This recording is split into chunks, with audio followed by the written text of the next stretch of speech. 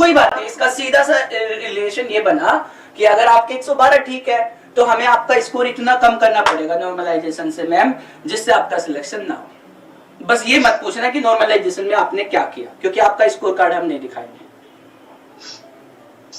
रो ना हो रो, क्योंकि ऐसे हजारों कीड़े मकोड़े हैं हमारे नजरों में। हाँ तो कोई बात नहीं, इस बात से क्या फर्क पड़ता, आपके 21 थे। हाँ ऐसे तो लाखों करोड़ों कीड़े मकोड़े घूम रहे हैं, हमारे लिए क्या मतलब करता है, क्या मतलब है इनसे। आपका स्कोर अगर कम है तो क्या करें हम, 112 ठीक है यार, ठीक है यार, कोई बात नहीं।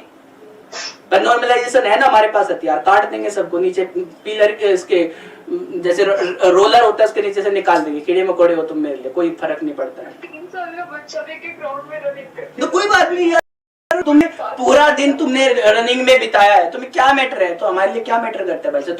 तुम फिजिकल की तैयारी कर रही होगी, तुम्हारे पापा तुम्हारे लिए सपने देख रहे होंगे, तुम खुद के लिए सपने देख रही होगी, तो हमारे क्या है मतलब, हमारी तो सरकारी नौकरी लगी हुई है, हमें तो रिजल्ट बनाना है, जिसको टेंडर मिल रहा है उसको पैसा मिल रहा है, वो टेंडर निकाल रहा है, टेंडर से उसको एग्जाम लेने हैं, जिसको नॉर्मलाइजेशन करना है उसको एक तरफ से तलवार चला देनी है, मरे तो मरे, खत्म कहानी।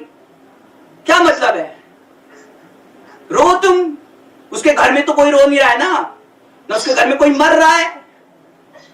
घर से कोई ऐसा फिजिकल सपोर्ट नहीं है, किसी का अकेले तैयारी, बच्चा है छोटा सा, मैनेज करके तैयारी करती हूँ।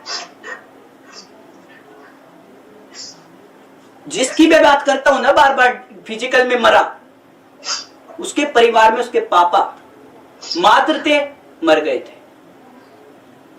वो कांस्टेबल बना, मेरठ कांस्टेबल में ड्यूटी करता था, वो उसकी बहन थी और उसकी मां थी, और वो था मेरे साथ फिजिकल कर रहा था।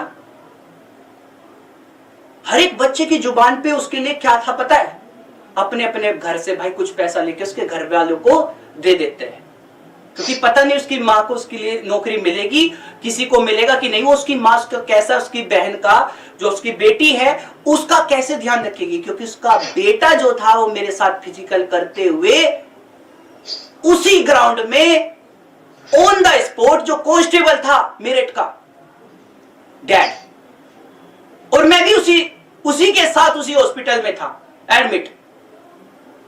अब आप कहेंगे कि ये तो आपकी गलती है, फिजिकल तो आप ही करने जाते हो, दौड़ते भी आप ही हो, आप अपने आप को फिट रखिए। तो क्या वो फिट नहीं था, वो कांस्टेबल था? अगर वो फिट नहीं था तो उसके पीछे का कारण क्या है? आज भी जो एसआई भर्ती हो रहे हैं उन्हें पिछले 3-4 साल पहले भर्ती हो जाना चाहिए था कि नहीं? 5 साल बाद भर्ती क्यों? तो फिजिकली फिट रहा क्या? इसमें गलती किसकी है? तुम्हारी गलती है। तुम्हें अपनी जिंदगी को बेहतर बनाना चाहिए, तुम्हें दिन रात बेहतर खाना चाहिए, फिजिकल करते रहना चाहिए। अगर हम 10 साल बाद भी तुम्हें भर्ती देंगे, आपको ज्वाइन करेंगे, तब भी तुम यंग दिखने चाहिए, इसमें तुम्हारी गलती है। हाँ जी, हमारी गलती है, हम पैदा ही गलत हुए। वो मां, उसकी जो बेटी आज उसका पता नहीं क्या है, मुझे नहीं पता लिटरली, लेकिन अगर उस बच्चे को पता होता कि तू रिटर्न इन फेल होगा, उसकी आत्मा पे देखिए क्या बीत रही होगी, क्योंकि वो भी बच्चा आखिरी में रिटर्न इन फेल आया था। मैं तो आया ही हूं, मैं जिंदा हूं, कम से कम मैं जिंदा हूं, और मेरे परिवार वाले भी है, लेकिन उसके पीछे तो कोई कमाने वाला ही नहीं रहा।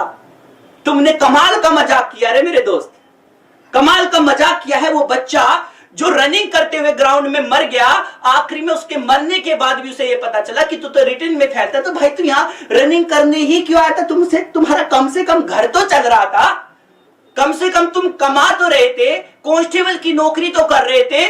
उसने पता है क्या ही सोचा कि मैं अपनी बहन की बेहतर शादी कर पाऊंगा अगर एक ऐसा ही बनूंगा, कुछ बेहतर बना पाऊंगा और अपनी माँ का और अपनी बहन का ध्यान रख पाऊंगा। उसने शायद ये सोचा होगा। पर लगेगी दुआ बेटे, बद्दुआ भी लगेगी, किसी की तो लगेगी, ऐसा कुछ होगा सब बदल के रख जाएगा।